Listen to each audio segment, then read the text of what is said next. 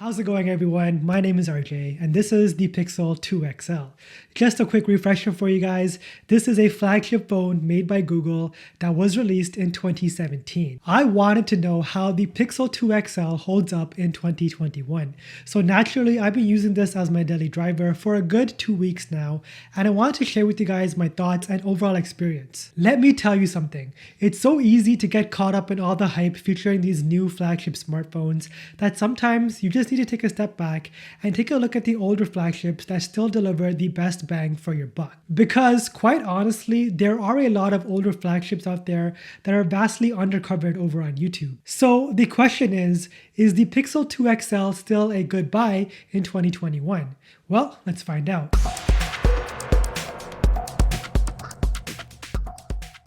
This phone has a lot of good things going for it. To my surprise, people are just giving away the 2 XL now. In fact, I've gotten 2 of these for free, and I feel like many users out there just don't know what they're giving up. If you are lucky, you can probably pick up a Pixel 2 XL for under $100 in fairly good condition, like the one I have over here. The 2 XL currently runs Android 11, and Google says this is the last major software update for the Pixel 2 lineup. But there is a workaround this, which I will discuss closer to the end of the video. In the hands, the 2 XL feels premium. It's made up of a solid aluminum frame, and I love this two-tone glass back finish. Over on the front, there are rather big bezels, judging by 2021 standards, which do house dual firing stereo speakers. The 2 XL sports a 6-inch 60Hz OLED display. The display may not be the best, but it's enough to get you by on a day-to-day basis. There isn't anything special or fancy about the display.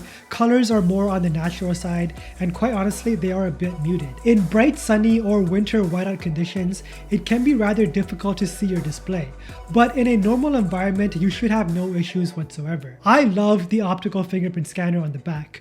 Google went away from this in the Pixel 4 lineup, but I'm so glad that they brought it back on the Pixel 5. Quite frankly, there is nothing wrong with fingerprint scanners, and I can do away with Face ID. The fingerprint scanner is quick, receptive, and ideal in a world of masks. I do think we will be wearing masks for a little while longer, so just hang in there. As an added bonus, you can swipe down on the fingerprint scanner to bring up your notification panel. This is just so convenient, and I love doing this just for the fun of it.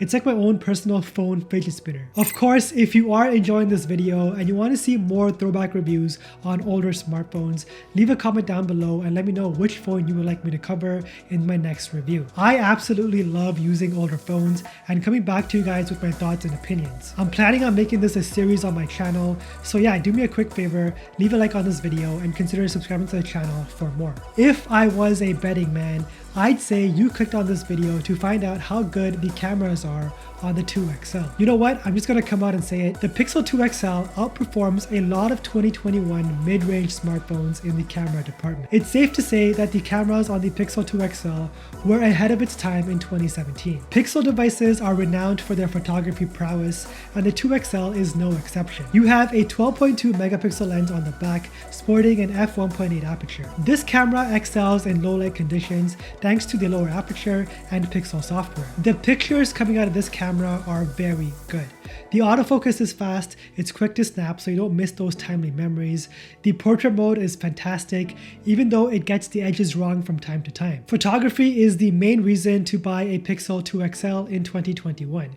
Sure, there's not much versatility in the lens, it is missing an ultra wide angle lens, but the snaps you get are fantastic, they're natural with vivid colors and excellent contrast. You will be surprised on how well the photos hold up compared to mid-range 2021 smartphones. On the video side of things, you can record in 4K at 30 FPS with image stabilization, which was a relatively new feature at the time. If you are getting this phone and you're thinking to yourself, I want to use this as my primary video camera, then you are better off getting an older iPhone because they just do better in the video department. So, how has the performance of the Pixel 2 XL held up against the test of time? You know, this is a 4-year-old flagship, but Google devices have always been known for great software optimization, performance, and stellar cameras. It's sort of like an iPhone in that sense, where you can just pick up an older iPhone and still expect great performance. The 2XL is equipped with the Snapdragon 835 and 4GB of RAM.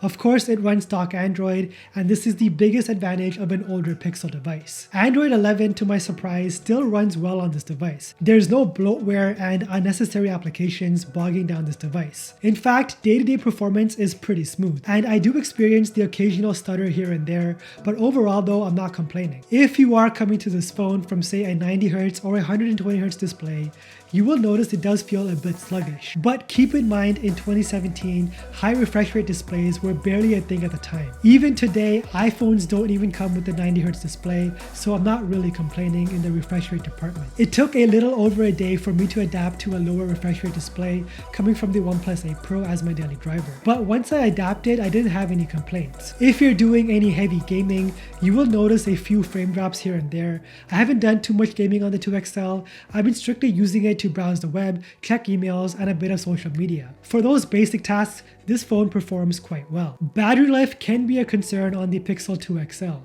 It's not as bad as its little brother, the Pixel 2, but for some of you out there, the screen on time will not be enough. The 2 XL is equipped with a 3520 mAh battery, and over time, batteries naturally degrade. I've been getting around 6 hours of screen on time over the past 2 weeks, putting this phone through the paces. For some of you, that is more than enough screen on time to get you through a full days of use.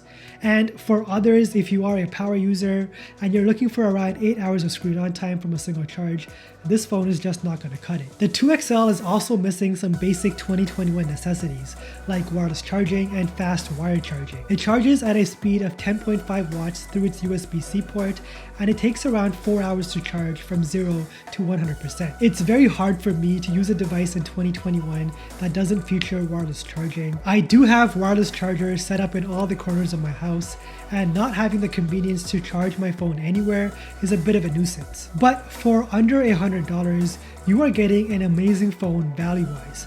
The one thing that may be holding you back from pulling the trigger is software updates, but there is an easy workaround this. I will leave a link for you guys down below where you can easily flash ROMs of newer software updates and keep your old phone feeling like it's brand new and fresh. There's not much to dislike about the Pixel 2 XL. There are a few compromises you have to make, like an outdated design and a mediocre display, but those compromises, in my opinion, are plenty worth it. If you decide to pick up this phone in 2021, you are getting a very capable camera, stellar performance, and my favorite, a rear fingerprint scanner. For under $100, you can't go wrong with the Pixel 2 XL. If you decide to buy used, make sure you find out how many owners this phone has previously been through, and always thoroughly check the device to see if there are any lingering issues. I will leave you guys with my Pixel 5 review. This is one of my best shot reviews cinematography wise, so make sure you do go and check that out. If you found value in this video, don't forget to leave a like on this video and subscribe to the channel. As always, thank you so much for watching, and don't forget to flex with your throwback Pixel tech.